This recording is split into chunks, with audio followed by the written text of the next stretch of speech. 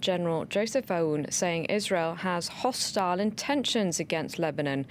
Israel and Hezbollah, which is part of Lebanon's government, fought a war in 2006.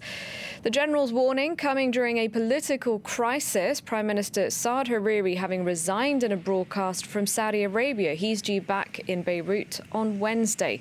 Let's go to Jerusalem now and speak to our correspondent Irris Makler. Irris, is this having an impact on the ground between Israel and Lebanon? What we are seeing as a result of this is definitely an increase in tension. Israeli officials haven't responded, that is, at the level of the Prime Minister, but lower Israeli officials dismiss the Lebanese military chief of staff's comments, and they say there's no threat coming from Israel.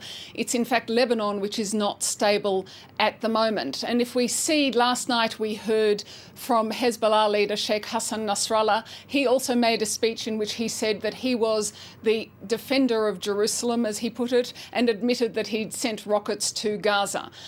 We've heard from Israel's the defence minister, and he's asked for an allocation of more money for Israel's military, saying Israel will have to now build more bomb shelters on its northern border, anticipating something perhaps with Hezbollah in Lebanon, perhaps with Iran in Syria. So there is more tension at the moment on this border, there's no doubt of that. And tell us more about why tensions are particularly high at the moment. We've seen two things that have changed.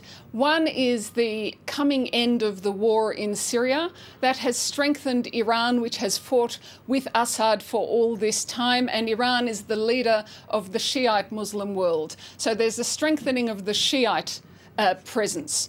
Then we see in Saudi Arabia the elevation of the new crown prince, Mohammed bin Salman, MBS as he is known, and he is taking a number of radical steps, including making the confrontation between the leader of the Sunni Muslim world and the Shiite world with Iran, he's bringing that to the fore. So Lebanon, which has both Sunni and Shia elements in it, is really the ideal staging post for this proxy fight between the two, and there's also the possibility of spillover to Israel. I've read more than one Israeli analyst who says that it would suit Saudi Arabia if Israel would fight the war with Iran on its behalf. I'm not sure it would suit Israel, however.